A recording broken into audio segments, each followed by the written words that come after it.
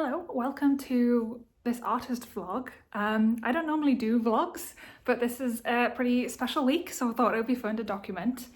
So this weekend is Thought Bubble, which is the biggest it's the biggest comic convention in the UK. I have been as a customer visitor many years, and I've always wanted to table there as an artist. I've applied before and not gotten in, but I managed to get in this year, so I'm really excited about it. That is this weekend, and I still have a lot of prep to do.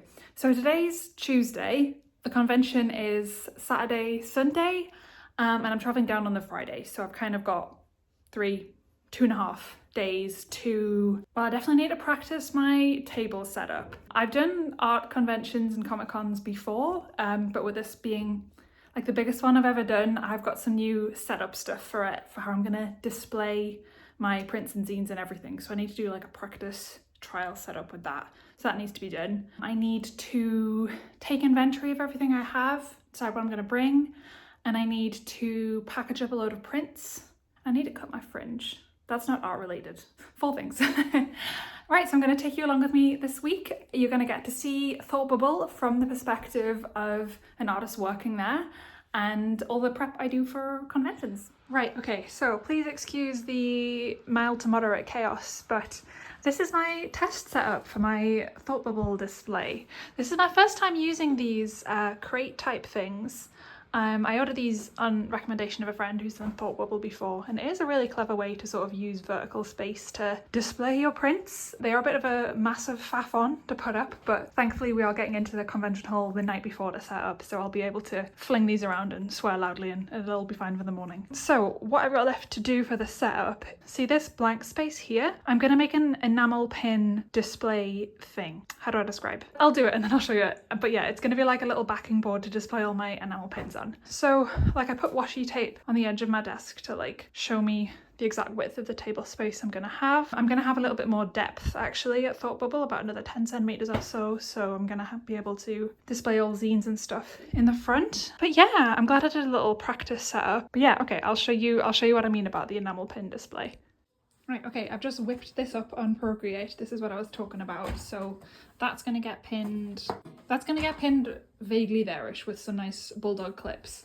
And what I'm going to do is I'm going to take my different pin badge designs and just stick them through there, and then they're the display copies that people can point at and ask for which one, and the stickers will go there. So that's basically it. That's basically the setup. I'm going to have a nice purple tablecloth here as well, so it's all on brand. I'm trying to do like a brand colours thing of blue, purple, white, pink is my general sort of vibe. I've got the little washi tapes on display up here. I just made some little branded stickers for them as well. Okay, I have to I have to disassemble all of this now.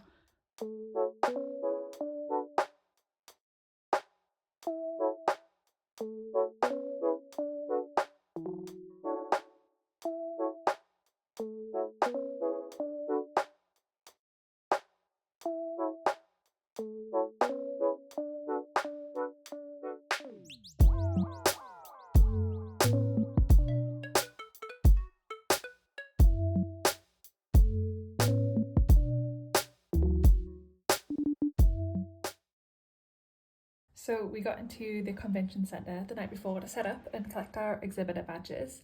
I was sharing a table with my friend Savannah. She's an artist. I'll link all her stuff below, it's all amazing.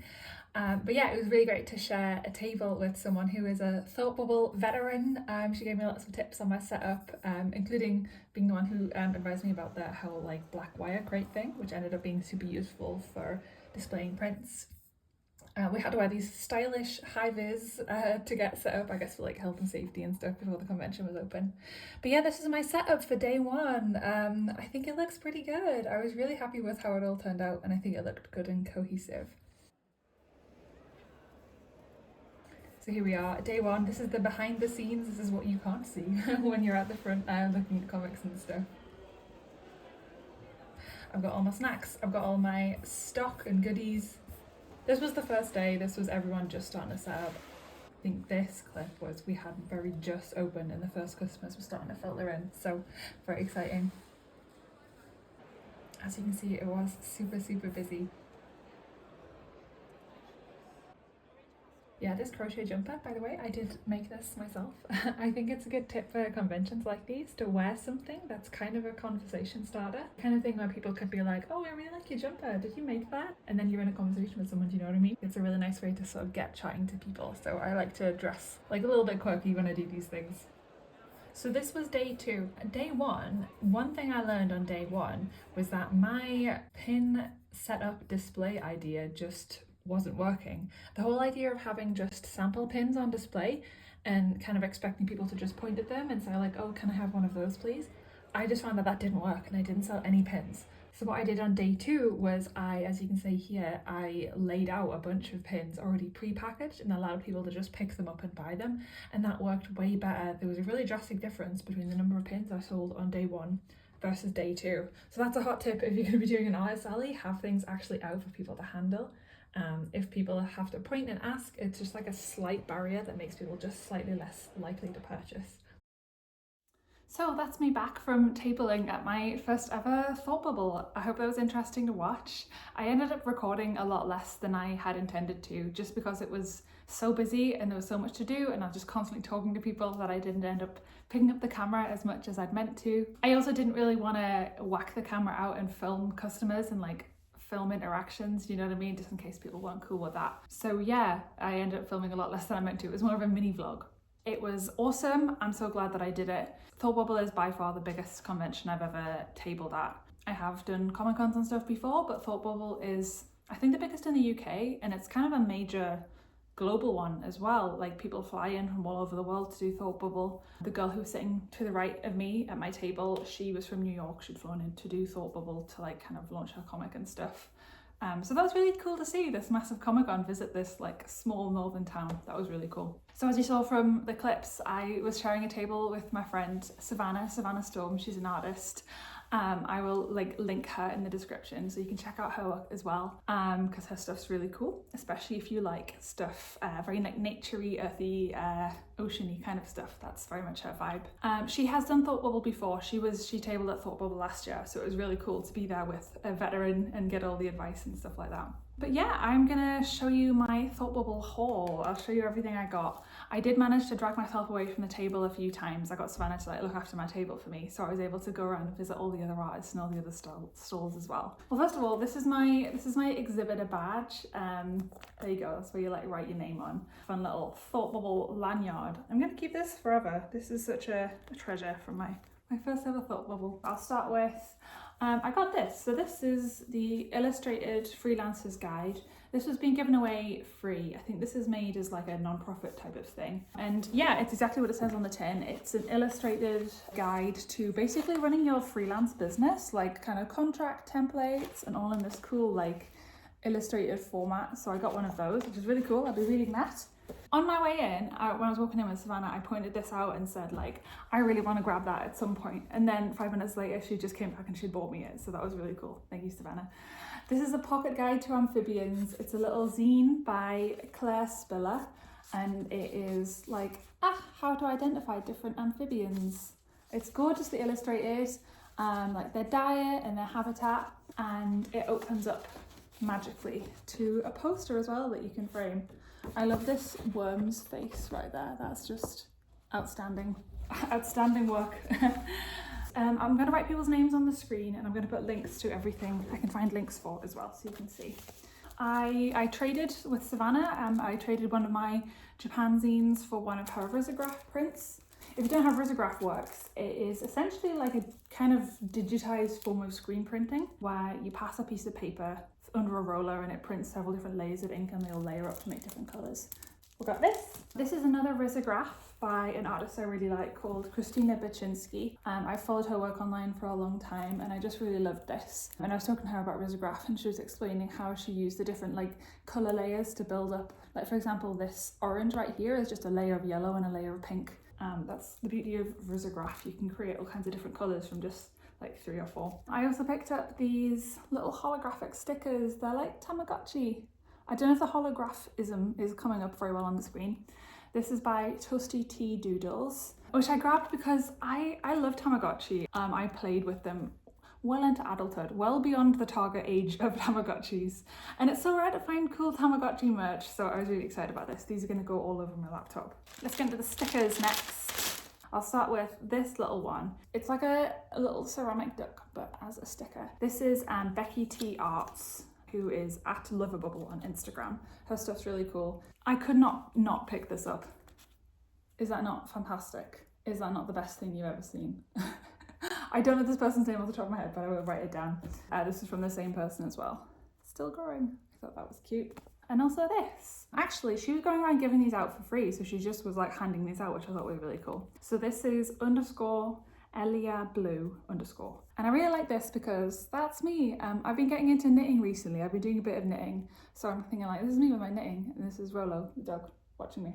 So that was my haul. I could show you what my best sellers were at my store because this is something that's really hard to predict. I often go into these fairs thinking like, oh, this particular product is going to pop off, people are going to want to buy this, and that ends up just not selling at all, but something else completely sells out. So as a bit of background intel, if you're interested in this, I'm going to show you what some of my best-selling things were and what the kind of surprising things that didn't sell were. Okay, I'm going to go grab some bits and bobs. Okay, right. I didn't take everything I sell. So there are some things that don't sell as well in person as they do on Etsy. Notebooks are a good example of that. For some reason, I never sell notebooks in person, the ones that I have on my Etsy, but on Etsy they do sell. So that's something I didn't bother to bring. What I did bring was zines, especially my Japan travel sketchbook zine. I had pins and I had prints and stickers. The Japan zine was something that I had predicted or rather hoped was going to sell well, and thankfully it did, so I did almost sell out of my Japan zines. There are about 10 left now, and they're all back on my Etsy, so if you're still interested, they are still up, but they are selling out quite quickly, which is really exciting. So yeah, this was something that I had hoped / predicted would do well, and then did do well. So this is my Japan zine. Because I normally sell through Etsy, I'm normally not face-to-face with like my buyers. So there's something really cool about being face-to-face with people and having them pick up my work and flick through it and ask questions about it and be able to like nerd out about Japan and stuff. So that was really nice to be able to like sell face-to-face. That was cool. But yeah, as I said, the Japan sketchbook zines are still available in my Etsy if you're still interested. Here was something that I thought would sell well but then didn't. So I've got this print that is Kiki's Delivery Service themed. It's kind of meant to be like a kind of flat folk arty storybook style thing, and this is something I'd kind of hoped would do well because I thought, you know, it's a Comic-Con essentially, I'm gonna get the Ghibli fans, but no, didn't sell one of these, so you know, it just goes to show you never know. This is something that did do a little bit better. By far my best selling print there was this one. So this is my library book dragon. This is like a really nice conversation starter because people come over to the stall and they go like, oh my gosh, that's me, I'm such a book hoarder, and then we can talk about books and it's a fun time. So this was something that did do quite well. Thankfully sold quite a few of those. And then my pins also did really well as well, which was great. Some better than others. This was one that I thought would do well. So this is a little fairy frog with glitter wings. I sold maybe 2 or 3 of those. But then by far and away, the best selling pin was my moon moth. So as you can see, it's like, I don't know how well that's focusing. I'm gonna have to do the YouTuber thing of, yeah, there we go. It's a moth against like a crescent moon.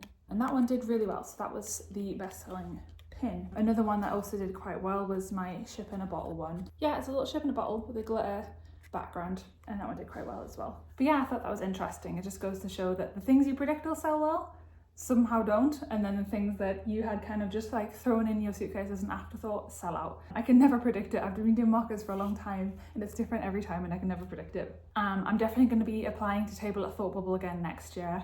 I'm going to try and hope to get a full table next year. It was a shared table that I had, so half a table, and it ended up being not that much space. Everything was quite cramped up. Fingers crossed I'll get a full table next year. That'll be really, really cool. Yeah, I hope this was interesting. I hope this was useful. It's been fun to take you along for the ride. Did you go to Thought Bubble? Did you have a good time? Have you been before? Are you gonna go next year? I'm gonna go next year. If I don't get in, I'll definitely be going like as a customer anyway, so see you there. The next video I'm planning to have up is gonna be ideas to fill your sketchbook. I'm hoping to have that up in a week or 2, so I'll see you in that one, but bye for now.